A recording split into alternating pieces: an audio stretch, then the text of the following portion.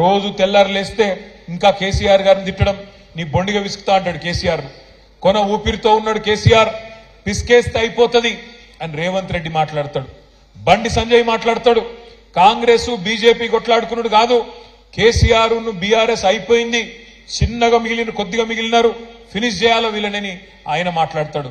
నేను ఒక్కటే మాట మిమ్మల్ని అడుగుతా ఉన్నా, ఎందుకు పిసకాలి కేసీఆర్ బొండిగా? ఎందుకు ఉండకుండా చేయాలో బీఆర్ఎస్ పార్టీని? తెలంగాణ తెచ్చినందుక? తెచ్చిన తెలంగాణలో పేదలను కడుపులో పెట్టుకొని చూసుకున్నందుక?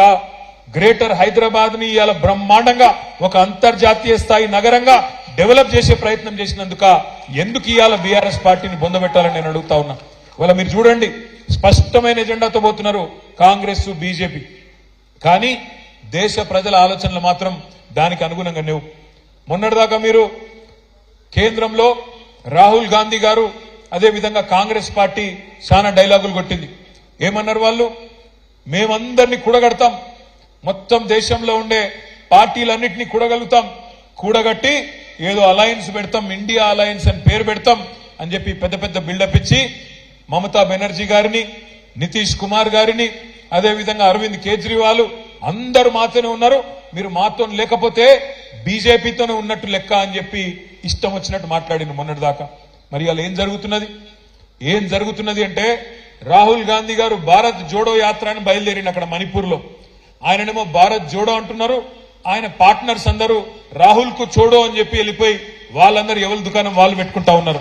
ఎందుకంటే వాళ్ళకి అర్థమైపోయింది, కాంగ్రెస్ పార్టీతోని కాదు, బీజేపీని ఓడగొట్టాలి అంటే కాంగ్రెస్ కు ఆ సత్తా లేదు, కాంగ్రెస్ వల్ల కాదు. అందుకే ఇవాళ ఒక్కొక్కరుగా వెస్ట్ బెంగాల్లో మమతా బెనర్జీ గారు వెళ్ళిపోయినారు, నేను రాహుల్ గాంధీతోని కాంగ్రెస్ పార్టీతోని పని చేయలేను, నా పోటీ నేనే చేసుకుంటా అని మమతా బెనర్జీ గారు వెళ్ళిపోయినారు. అరవింద్ కేజ్రీవాల్ గారు ఢిల్లీలో, పంజాబ్ లో మా వల్ల కాదు ఈ కాంగ్రెస్ పార్టీ యొక్క అహంకారాన్ని భరించడం, మేము కూడా వెళ్ళిపోతున్నామని చెప్పి వాళ్ళు కూడా వెళ్ళిపోయినారు. తర్వాత ఇప్పుడే చూస్తా ఉంటే ఇక్కడికి వచ్చేటప్పుడు బీహార్ లో నితీష్ కుమార్ గారు మా వల్ల కాదు కాంగ్రెస్ పార్టీని భరించడం, నేను కూడా వెళ్ళిపోతున్నా, బీజేపీని కొట్టాలంటే మళ్ళా వీళ్ళతోనైతే కాదు అని చెప్పి ఆయన కూడా వెళ్ళిపోతా ఉన్నాడు. కేరళలో సిపిఎం పార్టీ నిన్న మొన్నటి దాకా వాళ్ళు కూడా మేము కాంగ్రెస్ తో కలిసి పనిచేస్తామన్నారు. వాళ్ళు కూడా ఏమంటున్నారు, ఇప్పుడు రాహుల్ గాంధీతోని కాంగ్రెస్ పార్టీతోని కలిసి పని చేయలేము అని చెప్పి వాళ్ళు కూడా వెళ్ళిపోతా ఉన్నారు. అందుకే ఇవాళ మనం ఈ దేశంలో, ఈ రాష్ట్రంలో ఉండే ప్రజలందరికీ మనం చెప్పాల్సింది ఒకటే, బీజేపీని ఆపాలంటే, మోడీని ఎదుర్కోవాలంటే కాంగ్రెస్ పార్టీతోని, రాహుల్ గాంధీతోని కాదు. ఎవరి వల్ల అవుతుంది అంటే, ప్రాంతీయంగా బలమైన నాయకులుగా ఉన్న ఒక కేసీఆర్ వల్ల, ఒక మమతా బెనర్జీ వల్ల, ఒక అరవింద్ కేజ్రీవాల్ వల్ల, ఒక పినరాయి విజయన్ లాంటి నాయకుడు ఎవరి రాష్ట్రాల్లో వాళ్ళు అక్కడ గెలుచుకోగలిగితే అట్లయితేనే బీజేపీ నిలువరించగలుగుతాం తప్ప, లేకపోతే మాత్రం కాంగ్రెస్ పార్టీని నమ్ముకొని ఇవాళ ఈ దేశంలో రాజకీయం చేయాలని ఎవరన్నా అనుకుంటే కుక్కతోక పట్టుకొని గోదావరి ఇదినట్టే అనే మాట కూడా ఈ సందర్భంగా నేను మీకు విజ్ఞప్తి చేస్తా ఉన్నా. ఎందుకంటే మోసం కాంగ్రెస్ నైజం, మోసం చేయడమే వాళ్ళకి తెలుసు. మా తమ్ముడు విష్ణువర్ధన్ రెడ్డి, ఆయన కుటుంబం మొత్తం జీవితాంతం పనిచేసింది కాంగ్రెస్ పార్టీలో, మీ అందరికీ తెలుసు. కానీ ఆ తమ్ముడు గొంతు కూడా కోసి ఇవాళ ఆయనను కూడా అవమానించి ఇవాళ మనం ఇబ్బందులు పెట్టిన వైనాన్ని కూడా మనం చూస్తా ఉన్నాం. ఈ మాట ఎందుకంటా ఉన్నా అంటే, ఒక్క నాయకులను మాత్రమే కాదు, ప్రజలను కూడా మోసం చేయడమే వాళ్ళకి తెలిసింది. ఇవాళ మీరు గమనిస్తా ఉండండి, 100 రోజుల్లో పూర్తి చేస్తామన్నారు. 100 రోజుల్లో 6 గ్యారంటీలను సంతకాలు పెట్టి మరి గ్యారంటీ కార్డులు ఇంటింటికి ఇచ్చినారు. ఇక్కడ మా ఆడబిడ్డలు చాలా మంది ఉన్నారు కాబట్టి నేను మిమ్మల్ని అడుగుతా ఉన్నా, మహాలక్ష్మి అన్నారు, నెలకు 2500 ఇస్తాం, 500 రూపాయలకే సిలిండర్ ఇస్తాం, ఫ్రీ బస్సు అన్నారు. ఈ ఫ్రీ బస్సు అని పెట్టినరు, ఆ బస్సులలో ఎట్లా కొట్లాడుకుంటున్నారో మా ఆడబిడ్డలు నాకంటే బాగా మీరే చూస్తా ఉన్నారు. జుట్లు పట్టుకొని కొట్లాడుకుంటున్నారు, యుద్ధాలు చేస్తున్నారు. అందులోకెళ్ళి ఆ బస్సు ఎక్కనికే, బస్సు లోపలికి ఎక్కనికే ఆ బస్సు డ్రైవర్ సీట్లకి వెళ్ళిపోతున్నారు, కిటికీలకి వెళ్ళిపోతున్నారు. ఒకలతో ఒకరు ఇవాళ చెప్పులు తీసుకొని కొట్టుకునే పరిస్థితి, జుట్లు పట్టుకుని కొట్టుకునే పరిస్థితి ఇవాళ దిక్కుమాలిన ఫ్రీ బస్ అని పెట్టి దానివల్ల తీసుకొచ్చినారు. ఫ్రీ బస్సు మంచిదే, నేను కాదంటలేను, కానీ బస్సుల సంఖ్య పెంచండి, పెంచి అందరికి సీట్లు వచ్చేటట్టు చేయండి.